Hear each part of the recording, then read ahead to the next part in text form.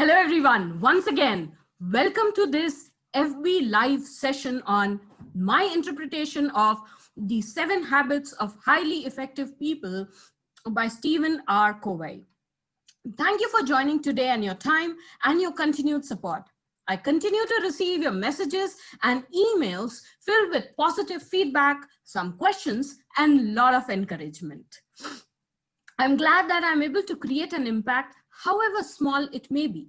Hope I'll be able to continue to do so. For those who are joining us for the first time and didn't see the earlier 2 episodes, you can see it in the video section of my page, and we will also do a quick review at the beginning of today's episode. Starting with a quick background on me. As you all would already know by now, my name is Rashi Sinha and I'm a business consultant, coach and trainer. I come with 20 years of experience. I started my corporate journey 2 decades ago, and over the years have worked with multiple organizations where my key mandate was to launch new businesses or verticals. I always had the revenue responsibility as part of my KRA. Such a role helped me with the right exposure on business growth strategy, and it soon became my core strength. Such a role also meant that I had to lead drafting of SOPs, that is standard operating procedure, and train people on various aspects of business. Hence, coaching and training became an extension of my work. Thus, here I am, digging into my key strengths and working towards building growth for my clients. Today, I work with multiple businesses and help them define and structure new revenue generating streams, or help them tweak their current business working to create fast-paced growth. So that's me in short. If you wish to know more, you could head to my LinkedIn and check my profile there. So the topic which I have picked, I've been asked a few times that why did I pick the topic? And the book I am covering is this one, The 7 Habits of Highly Effective People. Well, I believe this book has a very important hand in my personal growth as a professional, and have gone back to this book multiple times in past, and each time I've had a new takeaway. Therefore, I highly recommend that you make notes through the series, and whenever you find time, read this book if you can.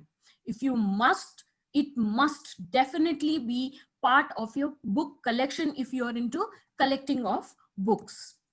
So what would be covered in the series? So like I said, the series is spread over 9 episodes, and this is how it looks. We started with the introduction, and then we divided the habits into various episodes, and we would be covering habit 2 today. Also, by end of each episode, there will be a take action point or a task to do which needs to be worked on before the next episode.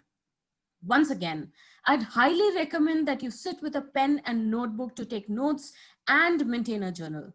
For those who are regular with the series, hope you did do the task of last week, which was to be aware and proactive in all situations. So here is what the content of the book looks like. Today we will talk about habit 2, which is begin with the end in mind, which is the second chapter under the section of private victory. Now, what we have covered till now. So this is, before we get into the details of habit 2, here is a quick recap of what all we have covered in the previous episodes. So in the first episode, we spoke about the paradigms and paradigm shifts, which were more to do about the way we look at things, and which may not be the complete picture. And somebody else could have a different way of looking at the same thing, and both of us could be right. Hence comes the point of paradigm shift, which is about trying to look at a larger picture. We went on to discuss about from paradigm and its association with principles.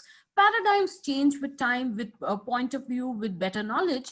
Principles remain unchanged through our life. These are the fundamental and core of any human behavior. Then we went on to talk about an overview of the 7 habits. In episode 2, we dived into talking about habit number 1, which is be proactive, where we understood the relation between stimulus and response, and that when we have a stimulus, a response happens, but then in the center is free will or freedom of choice. So it is our choice the kind of response we would have given a stimulus.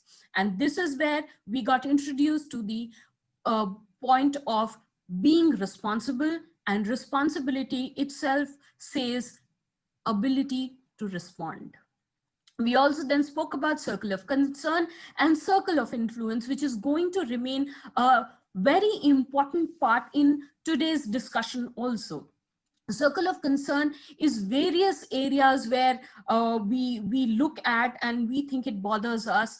Or circle of influence is the area where we actually can make a difference. So presenting the 7 habits of highly effective people, episode 3. As you know, the key word in the entire series is habits. So we are going to revisit this, though we have covered it in previous episodes.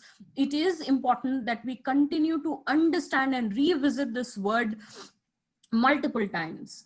The author in the book defines habit as it is an intersection of knowledge, skill, and desire. The book had a very interesting explanation to it and was explained through a diagram. So the explanation that book gives is that, for example, I might be ineffective with my colleagues, family, friends, because I'm constantly telling them what to do. Okay.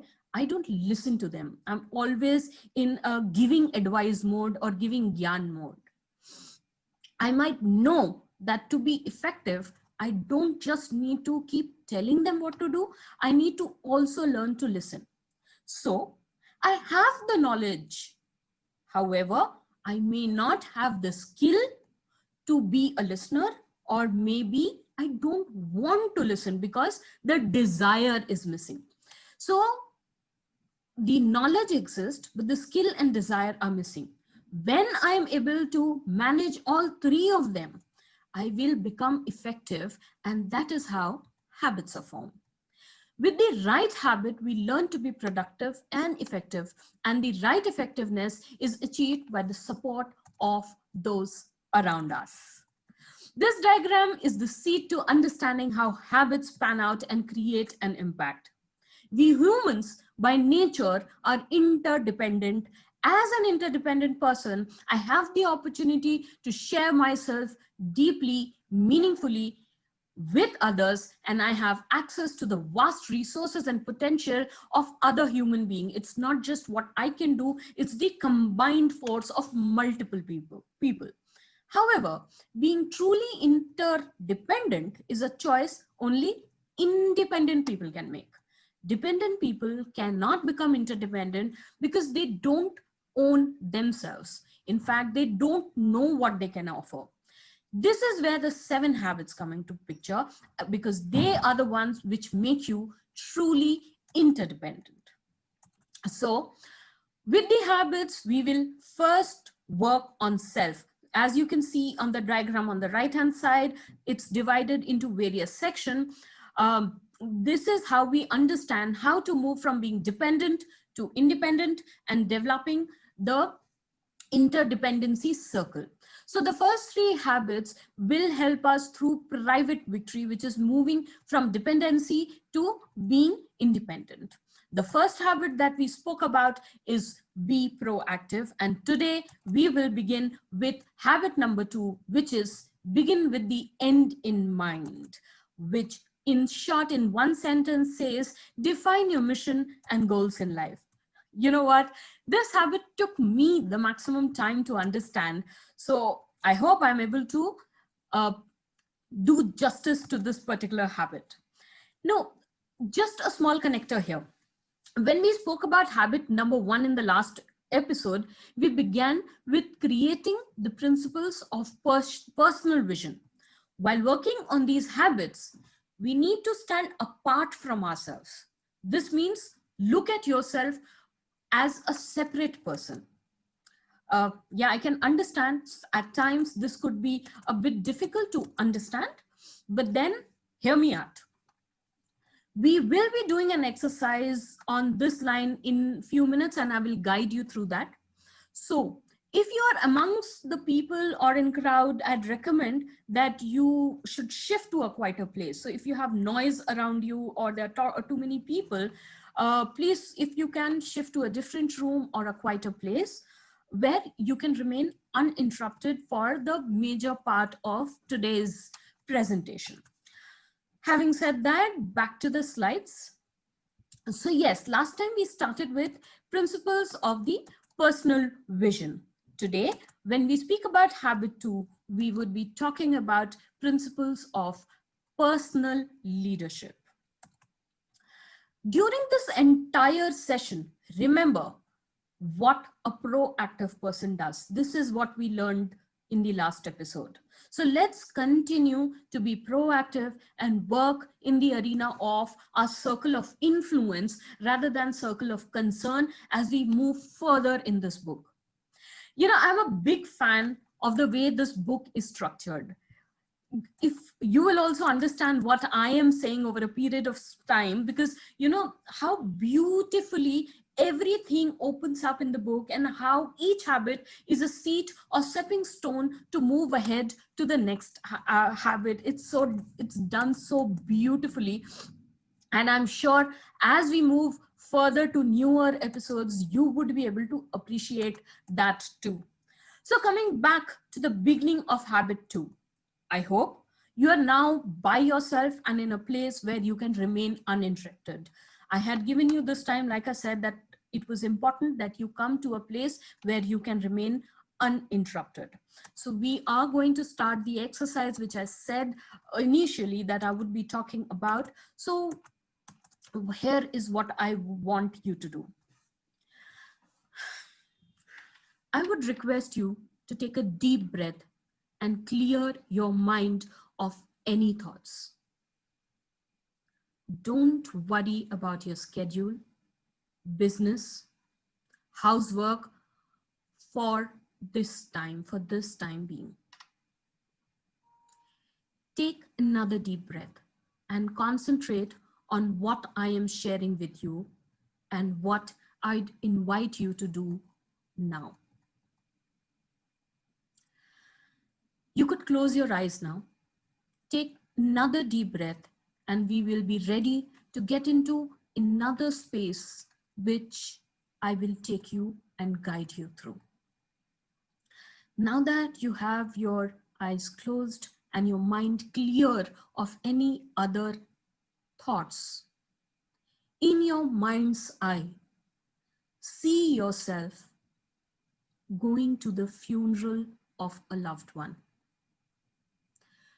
Picture yourself driving to the home of the loved one, parking your car and moving ahead. As you walk in the building, you feel the mood is somber and subdued. You notice things kept in preparation of the funeral. You see known faces of family, friends, acquaintances, all in attendance to pay their respect. You feel sad and have a shared feeling of sorrow, of losing someone dear. You feel privileged and joy of having known someone. You feel the radiance from the others of shared love and care for the departed soul. You all are in the same environment, feeling the same emotion. As you move further in the house, you see the departed soul lying ready to be taken for the final journey. You move closer to see the person one final time. And you suddenly come face to face with yourself. This is your funeral 5 years from now. The people in the room have all gathered for you, to honor you and to express their feeling of love and appreciation for you. You sit in a corner observing the things around you, and you realize that your family and friends have decided to share their thoughts about you before the final rites. There are 4 people who are scheduled to speak. The first person is from your family. It could be your spouse or one of your children, your sibling, or maybe your cousin. The second person is from your friend circle, a person you have a deep bonds with, maybe your 2 a.m. friend. The third speaker is from your work circle, a colleague, a senior, or a business associate you have worked for many years with or have worked very closely with. The fourth speaker is a person from your community or your religious circle or your spiritual center or part of your community service you have been associated with for long. Now, think deeply. What would you like each of these people to say about you? Just write down what you feel. You can open your eyes if you haven't already, and please make notes of things you would want these people to say about you.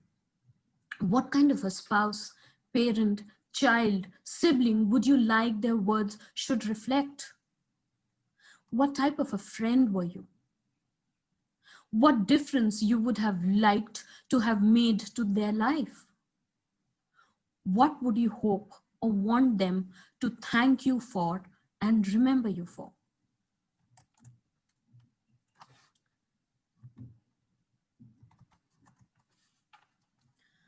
I am sure this is not very easy and could be sudden, but please do what I'm asking you to do, because it's very important to understand what this habit is all about. And I hope you have written few points and impressions of yourself that you would like to create. So this is the list that will help you better understand habit number 2, which is begin with, end in mind. If you seriously participated in whatever we discussed right now and what I took you through in this exercise, you for a moment touched your deep fundamental values. You probably touched the very core of your circle of influence. Basically, habit 2, which is begin with the end in mind, is to begin today with the image, picture of you, what you see yourself to be at the end of your life. Your today's, tomorrow's, next week's behavior, or all your actions in each moment should be governed by the vision you have for yourself. If you truly and deeply consider what you want to be said, what you would want to be said at your funeral, or what people should remember you as, you will find your personal definition of success and efficiency. So let's understand this habit a bit better. Second, think about this. All things are created twice. First, we imagine it, or it is created in our mind, and then it is actually physically created. We all live in homes, right? A home or that we created for ourselves, or something that was bought from a builder, or you could be living in a place which you have taken on rent. How was that house created? Well, it was created twice.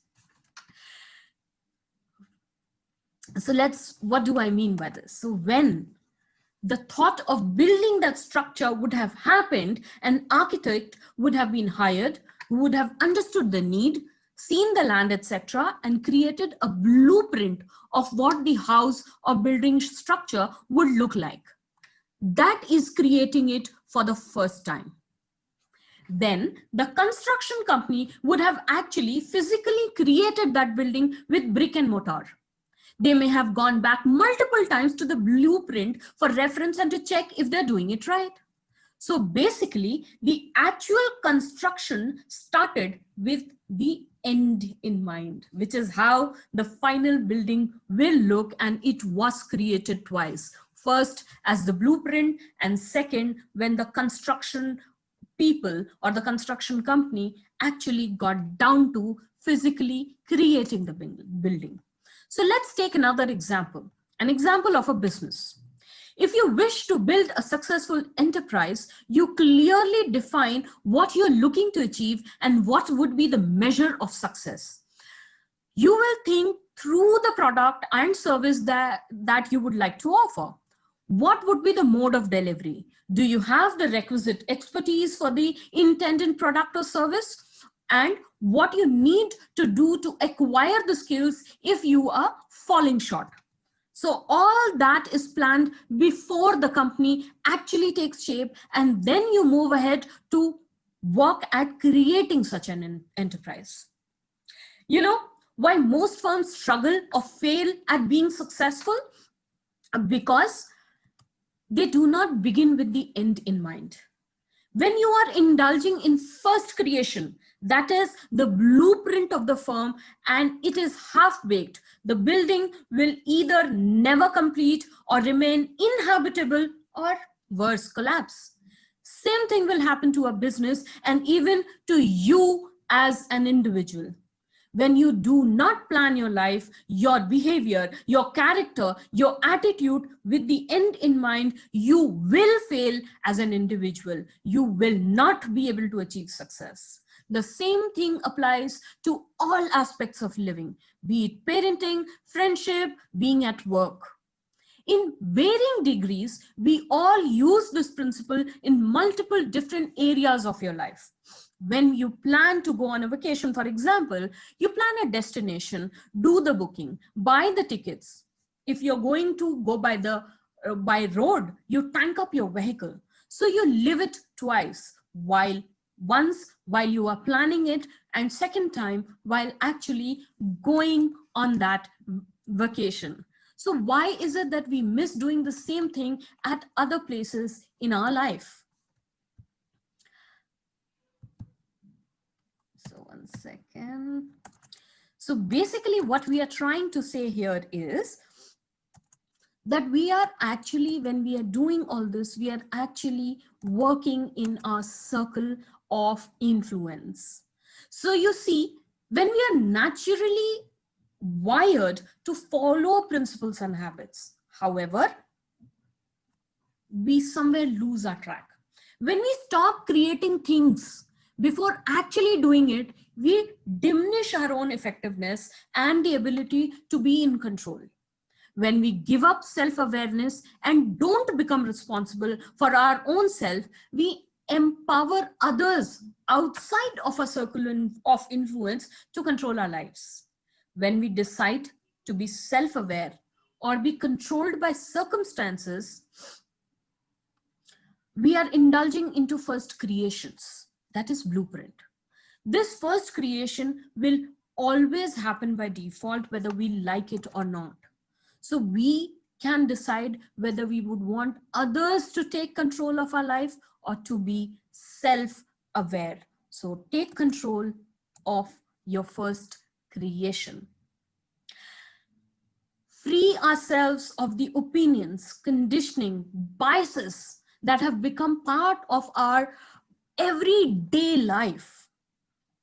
So, you know, we have a unique human capability. The unique human capability is of self-awareness, imagination, and consciousness. And that is what we need to use. When we use this, it will help us analyze our first creation and make it possible to take charge of it. When we did the habit number 1, it clearly said, you are the creator. Now, with habit 2, it is all about your first creation, the blueprint. So when habit 2 was introduced, we read that habit 2 is based on the principles of personal leadership, which means leadership is the first creation. Interesting, isn't it? Well, what happens at times though is that we mix up leadership with something called management. It's important to know that leadership and management are different. Management is second creation. It is actually the action. Leadership is first creation, the blueprint. So leadership is what are the things I wish to accomplish. And management is how can I best accomplish certain things. Till we do not define what we want to achieve or where we want to go, management is of no use. So how to work towards personal leadership or be our own leader, that is, list the things we wish to accomplish, is what we will discuss now. Create the blueprint of your life. Here, I would like to bring to your notice that we can start whenever we want. If you're having the thoughts that now is too late to go back and define the blueprint of my life, well, my friend, you are wrong. It is never too late. Define it now. In fact, it is a great time to start, as a course correction can happen at any time in your life. It is all about the choices you would wish to make in your life. So this is what brings us to a very important section which gets introduced in the book at this time, which is the section of personal mission statement. Your personal mission statement is like the Constitution. It is sacred and above everything. The book has some very good example on personal mission statements, and I think I should read one or two such examples directly from the book for you.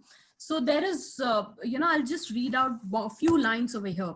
So one of the mission statement examples shared is, succeed at home first, seek and mend divine help, never compromise with honesty, remember the people involved, hear both sides before judging, better still, not judge at all. Define those who are absent, be sincere yet decisive. So this is a particular snippet from one of the personal mission statement which the author has stated. Another example he gives is of another woman seeking to balance family and work values, and expressed her sense of personal mission something like this: I will seek to balance career and family as best I can, since both are important to me. My home will be a place where I and my family, friends, and guests find joy, comfort, peace, and happiness.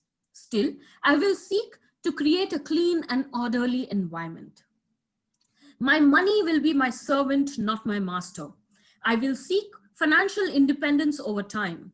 My want will be subject to my needs and my means, except for long-term home and car loans. And just a part of it, it's a long statement. So you see, here is what we could do, and this is how we can create personal mission statement. But there are other factors to consider when we move towards personal mission statement. So to define and make a personal mission statement, it is important to start at the center of our circle of influence. So here it is again, an interesting diagram shared within the book, which talks about various elements associated with the center of life. the center of our life, or a value system or principles will be the source of security, guidance, wisdom, and power. Now, what does these four words mean? Well, we all understand the definition of these words. However, it may vary slightly from one person to the other. Like definition of success could be different for different people. Hence, the author goes on to describe and define these words. So security means a sense of worth, your identity, your self-esteem. Guidance means your source of direction in life. Wisdom is your perspective of everything in life, and power is the capability to act, to strengthen, to the strength to accomplish something. Now, isn't that an interesting definition of all the four words? In fact, what I really like about this habit is where he opens layers after layers. We start with the thought of begin with the end in mind, and how we have moved ahead towards working on a personal mission statement and understanding the center of life itself. And this is where the topic gets really interesting. Now you can see this figure. There are many types of centers in our life, and this diagram very interestingly represents this. So let me read few examples. So these centers could be, your center could be spouse centric, family centric, you could be money centered, and every time those four things are playing with you, right? What were those things? Security, guidance, wisdom, and power. So with every centeredness, you could be enemy centered, and even then those four elements would be playing with you. So let me read few examples of this from the book itself, very interestingly described, about the characteristics associated with all the four segments. So if you are spouse centered, your security sense would be your feeling of security are based on the way your spouse treats you. You are highly vulnerable to the mood and feeling of your spouse. So all your sense of security is spouse centered based on the moods and swings of your spouse. The guidance factor comes, your direction comes from your own needs and wants and from those of your spouse. Your decision-making creation is limited to what you think is best for your marriage or your mate. Isn't this very interesting? So wisdom part. If your spouse centered, your wisdom, your life perspective surrounds things which may positively or negatively influence your spouse or your relationship. And the fourth part, power. Your power to act is limited by weaknesses in your spouse and in yourself. Now, this was being spouse-centered. Now, let's see if you're work-centered, how the four elements change. So if you're work-centered, from the point of view of security, you tend to define yourself by your occupational role. I'm a business owner. I'm the director marketing of a firm. I'm the CEO of the firm. So you tend to define yourself by your occupational role. You are only comfortable when you are working. You feel out of place in any other situation. Your element of guidance when you're work-centered is you make your decision based on the needs and expectations of your work. So your priority would remain work. Everything will be taken care of once work is taken care of. From the wisdom point of view, you tend to be limited to your work role. You see your work as your life. There's no other association you have more than with your work. Now, the point of power, if you're work center, your actions are limited by work role models, occupational opportunities, organizational constraints, your boss's perception, and your possible inability at some point in your life to do that particular work. Very interesting, isn't it? How things move and how we tend to define our life based on the various centers we work at. So let's say these were few examples. Let's take a story. Let's say you have promised your husband or wife that you would go out together for some recreation, and it's a weekend, so it's good to have that kind of a time spent with your spouse. And as you plan to leave, your boss calls and requests you to help him with an important presentation right now, as the presentation is due on Monday morning at 9 a.m. and he's really stuck. If you are a spouse-centered person, you might refuse, as your partner is your center. If you are a money-centered person, you may think of that this could be something very important, which could lead to a promotion in your future, which would mean a money rise or a raise in the salary. And that could be the reason you decide to take it or not take it, or decide either ways. If you are enemy centered, yes, and that's possible. If you're enemy centered and you have the similar situation, you may think that that particular colleague of yours who is your biggest competition at work, will he get the opportunity if you don't go? Will he get a heads up? Will he get that promotion instead of you? And that is what will get you to take a decision or not take a decision in both the sides.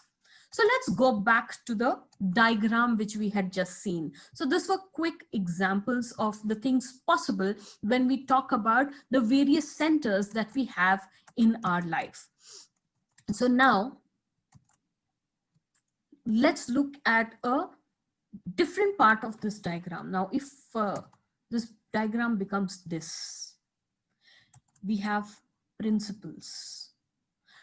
So when we start centering our life on the correct principle, we create a solid foundation for the 4 life support factors. Of course, the 4 life support factors we've been discussing that are security, guidance, wisdom, and power. So by centering our life on timeless, unchanging principle, we create a fundamental paradigm of effective living. So we all would have been till now wondering which center is the best center to work with. You know, my friend, none of them are a good place to work with other than being in the center of principle. For anything else you work with, anything else you make your center, you are working more in the area or your circle of concern than circle of influence. So the best way to work is to remain with your principle, because principle remain unchanged and they are core and fundamental to being itself, being alive, being human itself. Let's go back to the example of going out with your wife or husband and the work call. If you are principle centered, you will be able to stand apart from the emotion of the situation and other influencing factors and then evaluate the options. You will consider everything in that situation. The work needs, family needs, money needs, any other factors that influence you, and the possible implication of the various possible alternate decisions. Then arrive at the best solution in the given circumstances. Whether you go out with your partner or go to work will actually be a small decision in wake of the larger part of life. The most important thing will be that you will not act under the influence of anyone, and the choice you make will be coming from your circle of influence. Like I just said, the moment you are in the any other center, you're working more in the area of circle of concern than the circle of influence. The moment you make principle your center, you are expanding your circle of influence. When we do work in the area of influence, Such decisions in the long run turn out to be the most effective as they are based on principle and long-term results. This, my friends, is the crux of habit number 2. Of course, there are many more things explained in the book. However, I've picked the key elements that can help you get started with habit number 2.